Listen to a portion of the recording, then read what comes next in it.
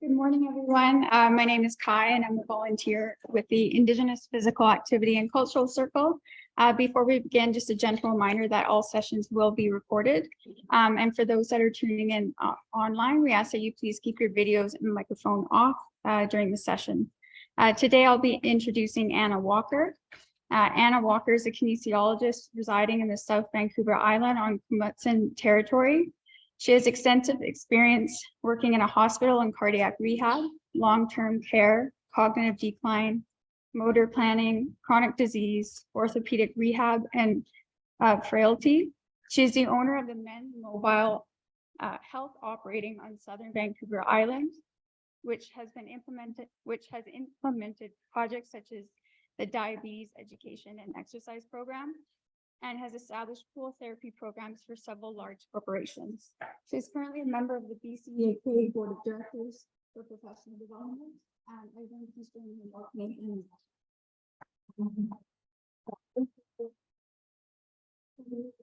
Glad. Yes.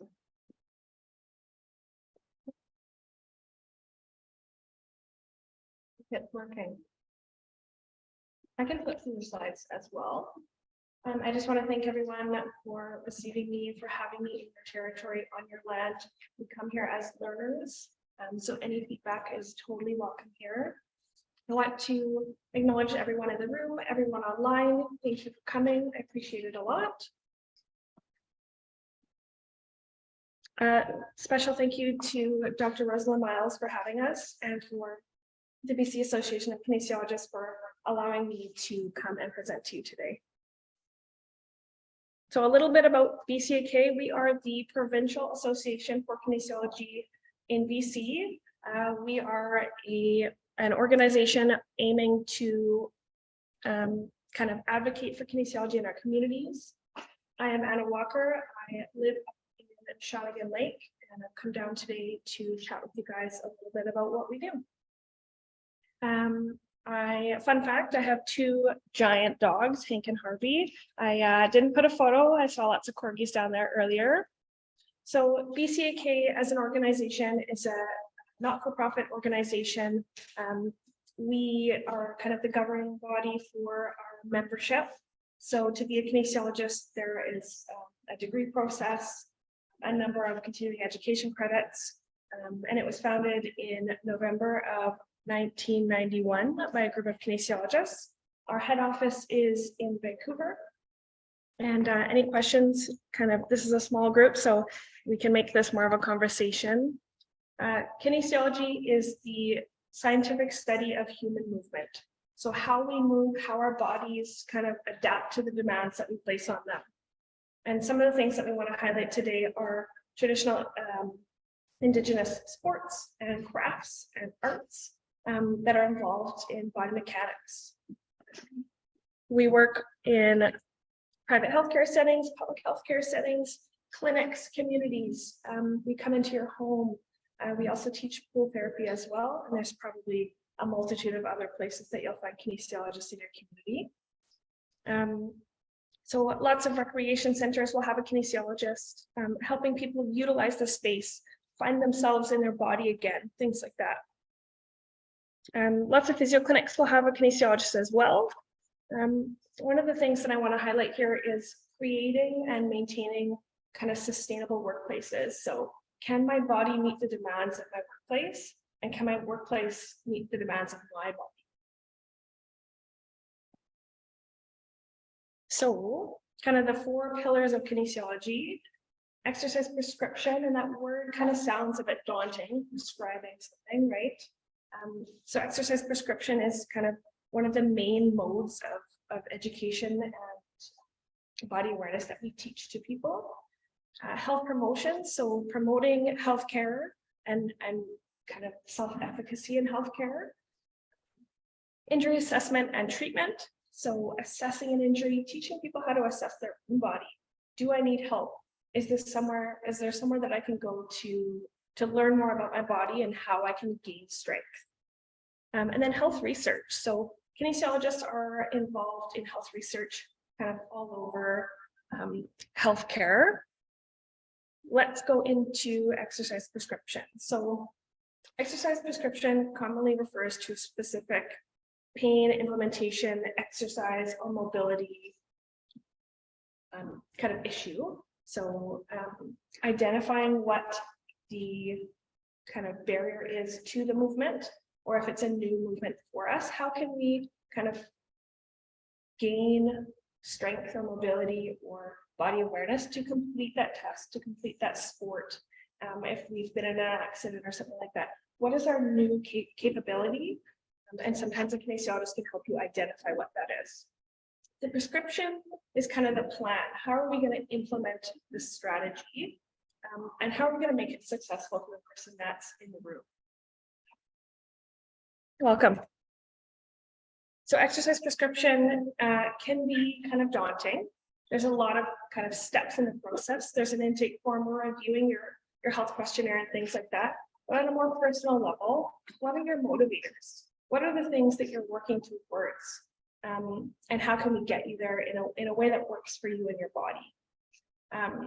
So we implement an exercise program, and when we say exercise, that could be in a chair, that could be in a pool, that could be just kind of coming back into your own body as well. So the word exercise is a little bit daunting, I understand, but it doesn't need to be. It can be whatever form of movement that works for you. So with that exercise prescription, it will help us return to life, and whatever kind of situation or barrier that you're faced with, whether that's picking up your grandchildren or joining a new sport or just returning to any physical activity after a trauma or an accident or even a chronic disease as well. So how can we move forward and work on our bodies for resiliency over time? Health promotion. So we like to enable people to kind of heal themselves, right? So we like to teach concepts and exercise and kind of encourage and empower self-efficacy to keep people going strong and safely and confidently for a long time. You get one body, you maybe get a replacement part, a knee, a hip, something like that, but you know, we have to maintain what we have and be resilient. Injury assessment and treatment. So a kinesiology assessment aims to kind of identify what the injury is, and what the limitations of the chronic disease are, and also help identify what the potential, what are the things that we can accomplish, even though we have this, we are carrying something with us, right? Kinesiologists assess injury by completing a functional movement assessment. So we're looking at your range of motion, we're looking at your strength, we're looking at what your weaknesses are, or what your limitations are if you've had a surgery or a chronic disease, or you're missing a limb, right? The possibilities are endless here. I know in my own practice, I've had such a variety of clientele that anything is possible. And you kind of, as a kinesiologist, every body is so different. Helping people kind of maintain what they have, gain strength, gain confidence is kind of the ticket. So health research, Dr. Rosalind Miles, she's heavily involved in research. We've got local research going on in Victoria at the UVic Behavioral Medicine Lab, Exercise Medicine Canada, lots of feasibility. We're trying to get kinesiologists into more communities, into homes, into outpatient hospital programs, so that there's more people on the ground, just providing safe spaces for people to learn about their bodies, learn about resiliency, and learn about maintaining their bodies, right? Kinesiologists also, we use research to make sure that our practices are the most evidence-based, the most realistic, and the most kind of studied methods, so that we're kind of heading in the right direction with our own practice. So how do you find a kinesiologist? First of all, does anyone here know what a kinesiologist is and where you would find one? You. Well,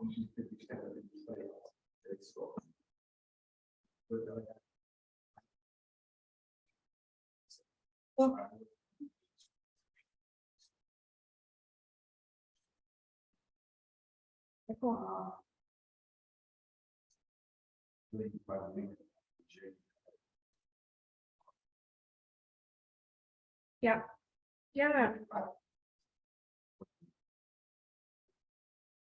Exactly. Yeah. So the way that I think about kinesiologists in kind of an easier term is the middleman between the person and the diagnosis, right? So a physio is diagnosing you with something, and we are kind of the one implementing the program. Once pain management has kind of been established or identified, how can we implement the program in a way that's realistic for the person, whether that's at home, it's in hospital, it's, you know, in a gym setting, in a pool setting. Kinesiology is a very versatile kind of trade to be in. It can be anywhere, it can be in any capacity, right? I've got some clients that just work on breath work, mindfulness, meditation on the spot. You know, this person maybe is on a ventilator and doesn't have any use of their body, right? So how can we bring the person back into the brain, back into their own body? So that's a great example, and I appreciate you sharing that. That's very cool.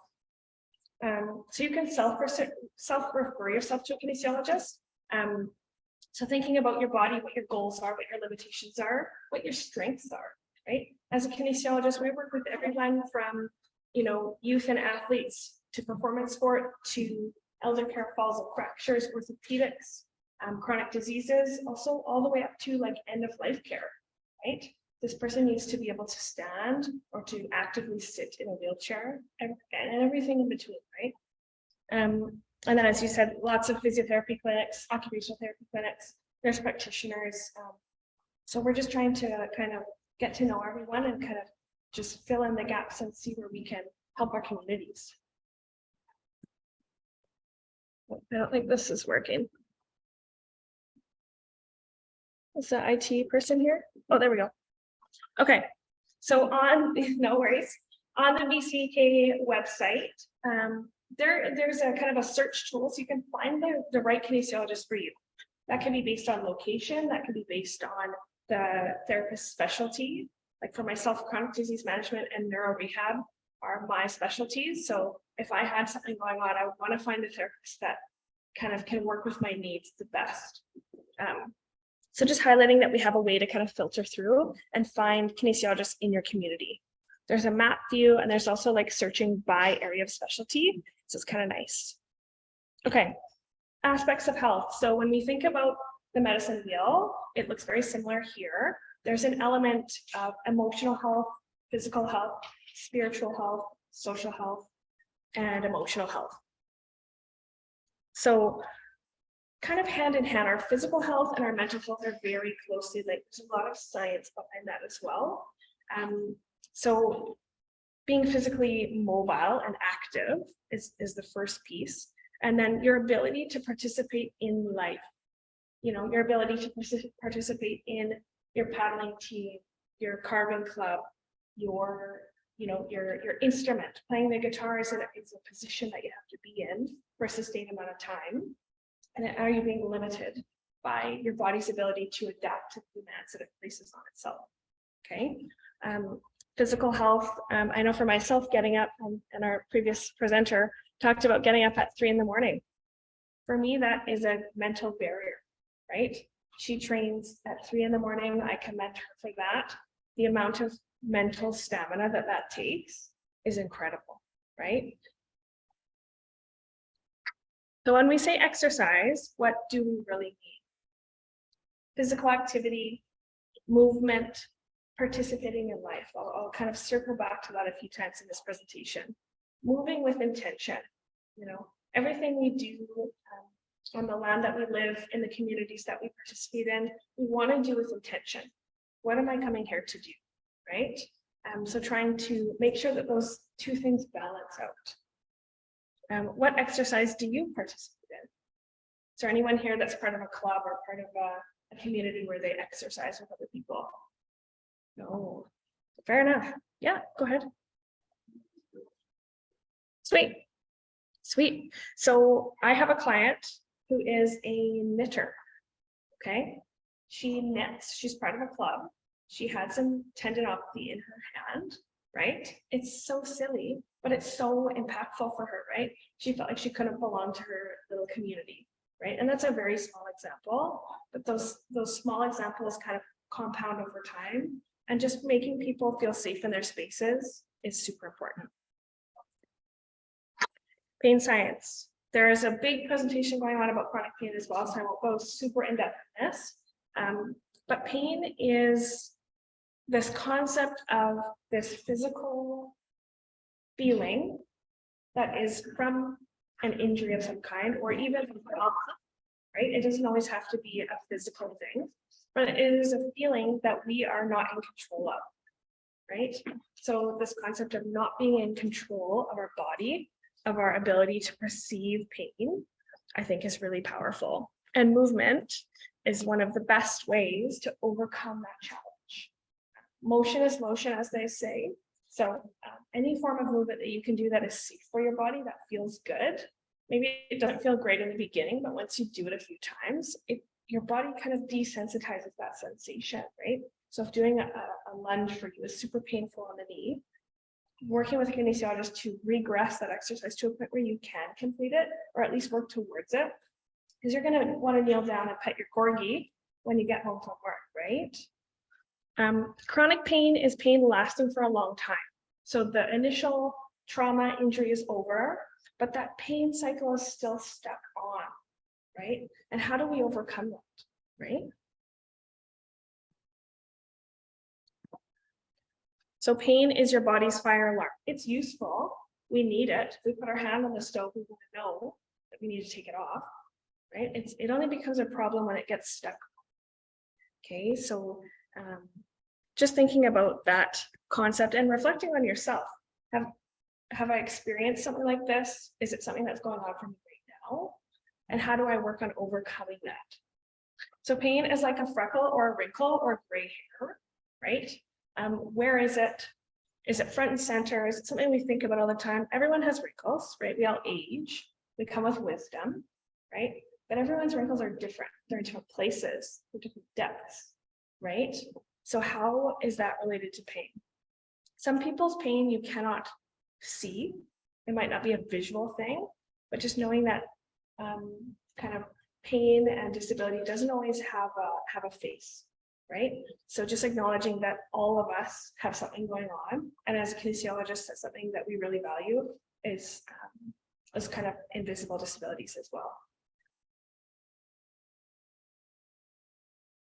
How to help chronic pain. So understanding your pain and acknowledging that that is something that you're feeling is really important. And that takes us a lot of self-reflection as well. Being okay with kind of humbly understanding that I'm in pain right now, this is what my tolerances are. And having good communication with your therapist is so important. We try to create safe spaces where you're allowed to talk about your pain, you're allowed to have a bad day. We're not going to let you kind of sit in the puddle, right, for too long, right? Breaking that pain cycle. That could be through education, that could be through talking about it, some counseling services, finding movements that are safe for your body in whatever capacity you arrive at, right? So working on the person as a whole is kind of the ticket as well. So let's get into a little bit of the science. So spinal anatomy, so kind of the cervical spine starts between the ears and kind of goes to the apex. The thoracic spine is under your collarbone to the bottom of the rib cage. And then your lumbar spine is kind of the squishy bit in the middle that doesn't have any support. Okay, when you think about a skeleton, the section under the ribs to the hip bones is the most fragile. We have a lot of muscles there, but we also have a lot of lunch, a lot of organs. So we don't have as much stability there. Okay, the sacrum and the coccyx are the lowermost part of the spine. So think about the hip bones. It's that kind of flatter bit at the bottom there. A lot of times people have low back pain at kind of high traffic areas. I'm going to talk about a few of those today.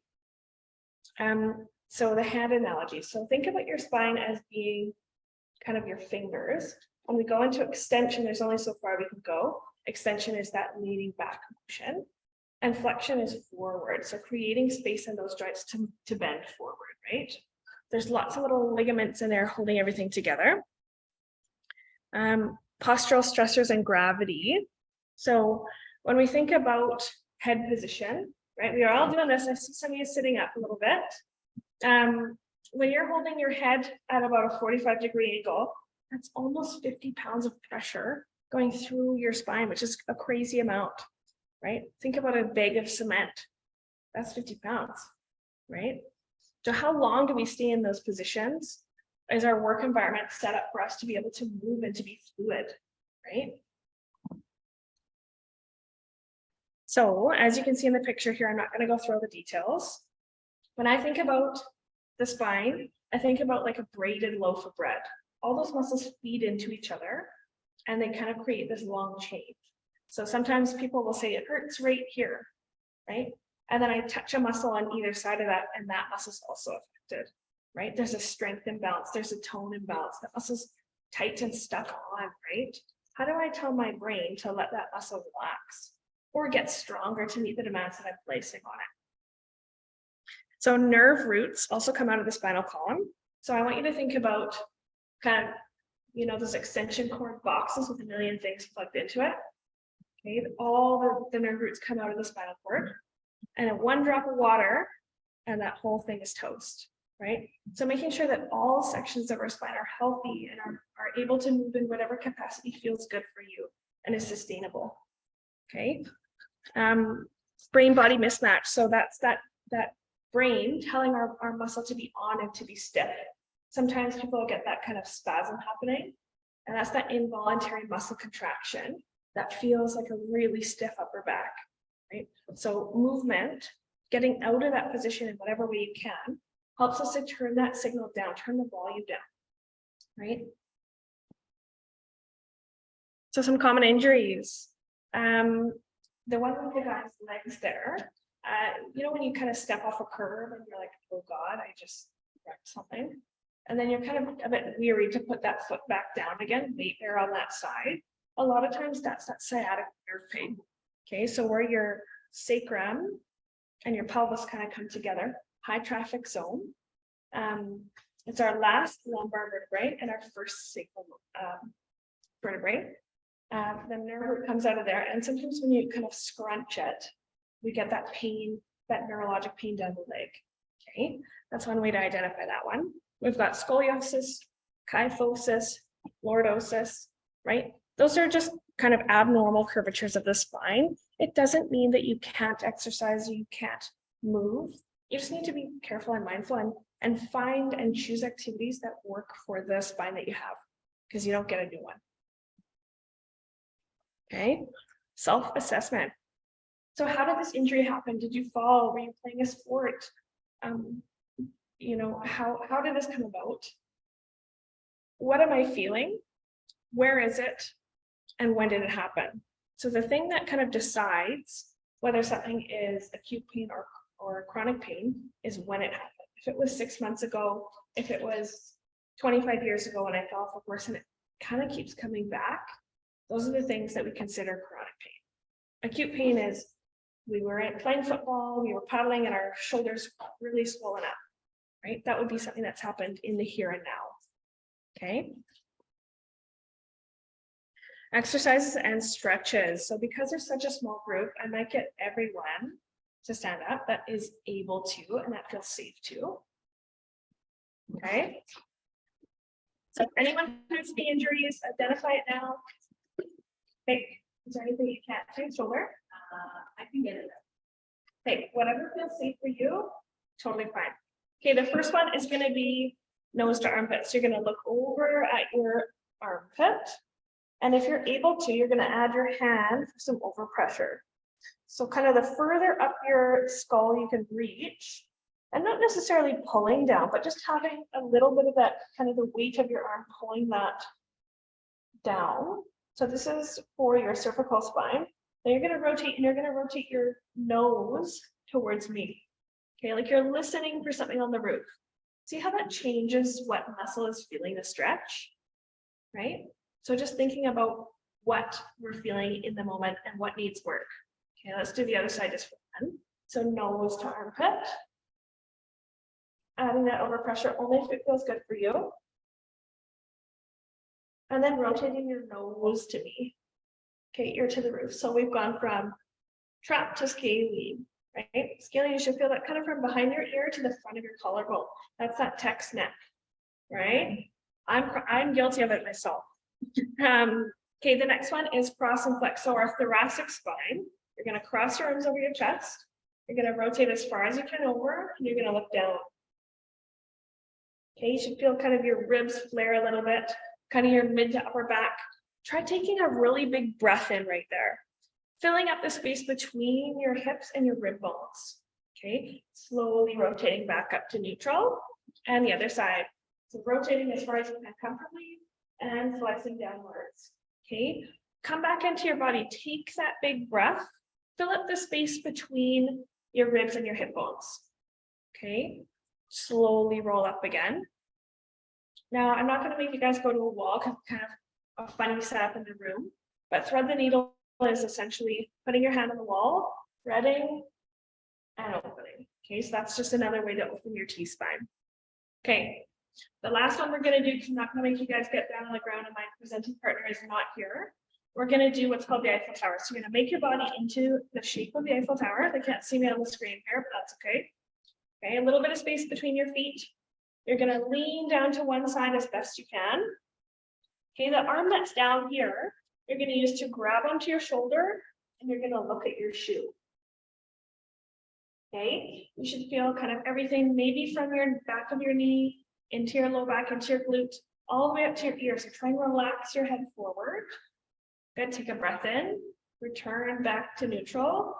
And then same thing on the other side. So leaning down to one side, grabbing a hold of your shoulder and looking at your shoe.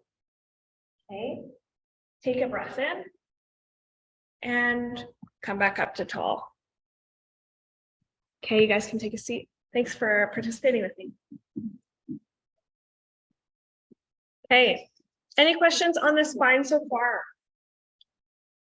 No questions.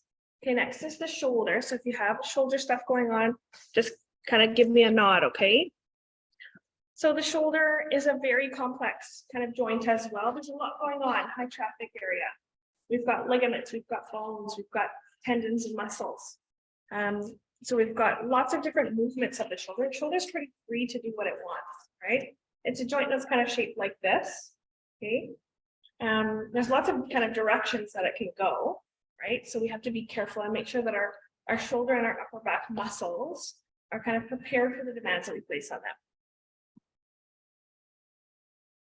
So we've got the rotator cuff muscles, the outermost muscles, the deltoid, the trap, the scalene, they're all involved with shoulder activation and shoulder movement.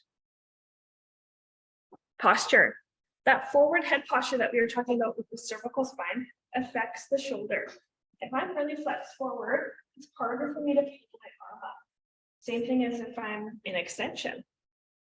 Postures like this can be easily corrected with stretches, exercises, and modifying your daily routine.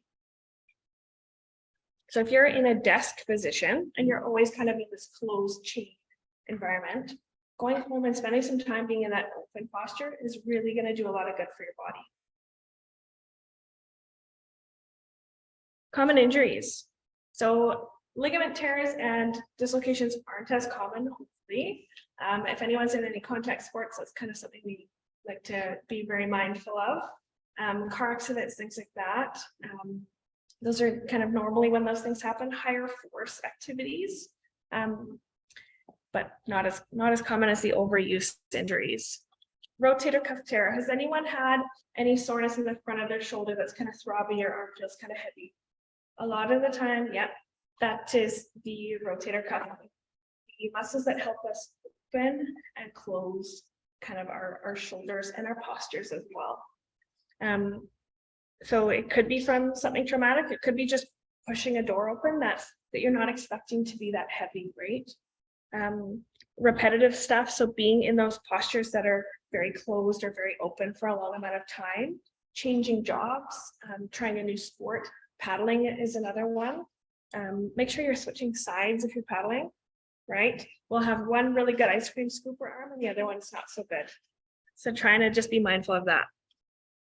Shoulder impingement. So when there's not very much space in the joint, the tissues around it just aren't very happy, right? We need some lubrication in that joint. We need the muscles around it to be able to kind of move freely, and ligaments and blood vessels, right? So when there's not very much room in the joint, you get kind of that pain response happening. Sometimes you'll get some swelling as well. So self-assessment of the shoulder. Do you have any pain or numbness or tingling into your hand, into your kind of clavicle, into your jaw sometimes? All kind of pulling or making the arm feel heavy. Is there a direction or a certain movement that makes that shoulder pain kind of sharp or loud in a sense? Does it just feel achy and sore as it when you're sleeping, right? What movements aggravate? So is it when you're pushing, when you're pulling, when you're kind of sleeping on your side and you're compressed through there? The pain scale, I'll touch on that. Is your pain kind of a 1 to 3, or is it something that's super high? Is it really sharp? Is it something that just happened? Just being aware of what we're feeling. Okay, so the stretches that we're going to do are seated. So this is my presentation partners kind of section, but I will do my best. So seated or regular cat-cow. So when you think about a cat on a fence, right, the classics, think about pushing your spine out through your upper back. You round forward. Think about taking a big breath there. It's hard to do when you're so far rotated forward, right? Okay, let that breath out, and you're going to do the opposite. You're going to put your hands on your knees if you're sitting. And you're actually going to push your sternum bone up towards the sky. Okay, any creaks and cracks in there? Try and retract your shoulder blades as you do it. Okay, let's do 2 more. So rounding forward and coming up tall. Everything okay? Okay, good. Okay, the next one we're going to do is open book. So yeah, so you're going to take your hands out in front of you, okay, and you're going to bring that arm behind you, and if you can, follow that hand with your eyes. So you should feel a stretch kind of from your thumb all the way up to your ear, right? If you're one of those people with shoulder stuff, just be mindful. Okay, you can go high with it, you can go middle, and you can go low. It'll change how that feels through the front of the shoulder. Okay. Try your other side if you would like to. Some of the classics are just banded work. Anything that you can do with resistance is going to get you longevity out of a stretch or an activation. Okay. So whether that's pulling a band apart, whether that's with open shoulders or with narrow shoulders, right? Any activation you can get to be in that open position, especially if you're kind of a sedentary worker, you spend a lot of time in that closed chain. Some creaks and cracks, I saw that. Okay, the last one is going to be that chest stretch. So linking your fingers together and rotating your shoulder blades back and down. You should feel that evenly through the front of the shoulder into the pectoralis and the sternum, right? This is going to help us be able to get that big, nice breath in there. Okay. And you can let it go. So some local clinics here in Nanaimo and the Southern Vancouver Island. These are some places that you can find kinesiologists locally. So if you're looking for someone to help you kind of navigate exercise, physical activity, whatever form of movement works for you, these are some good places to look. And then I can stick around at the end if anyone has any questions. The BCAK website. So if you are a potential student, you would like to become a kinesiologist, we highly recommend kind of coming into this field. It's a growing kind of community, and we're hoping to work towards just being more known in the community and more accessible. Any questions? Going okay? Yeah.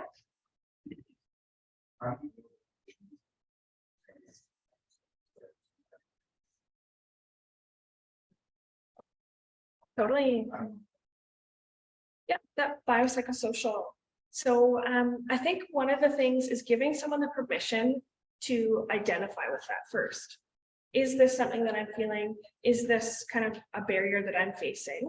So that could be a conversation. A lot of times our session isn't even exercise. When we're getting to know someone, we're totally about building those relationships. Exercise is intimidating. Look at this room, right? It has a beautiful view, but look at all the stuff that's in it, right? Is there things in here that you don't know how to use, that you don't feel comfortable using, that you don't feel you can manage, right? A kinesiologist is there to help you navigate and find a way to make that goal happen for you, right? And you might not even know what your goal is yet. It's your kinesiologist's job to help you identify what your potential is, right? To give you that empowerment, that self-encouragement to try it, right? A lot of times when I'm working with physios and OTs and physicians, we are the people that give people their permission to try things again, right? A lot of times people have had an injury or a trauma, or they've got something going on in their life that has kind of been a barrier to movement of any kind, right? I have a lot of people that are wheelchair bound, right? And they come to me and they're like, how can you get me to exercise? Like, I don't think this is even possible, right? So giving someone the permission to try it out. Okay, does that answer your question? Perfect. Okay, well, thank you guys. I'm a quick talker, so hopefully you got all that. Thank you so much.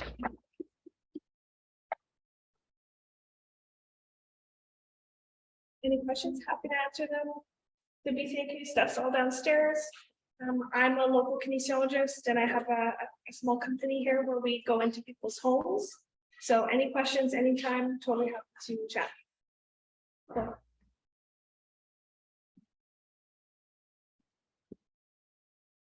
Awesome. There's so many lovely presenters here today. It's like the presentation before this, I was like, very powerful. Awesome, thank you. I think there's the one. All right, well, thank you everyone. On behalf of Anna Walker and the Indigenous Physical Activity and Cultural Circle, I would like to thank everyone for attending this valuable presentation today. For those joining us online, please leave this breakout room and join the main conference room or another breakout session since we finished a little bit early. We will be breaking for lunch just after noon today, and we'll have some poster presentations at 12:45. So thanks again for joining us.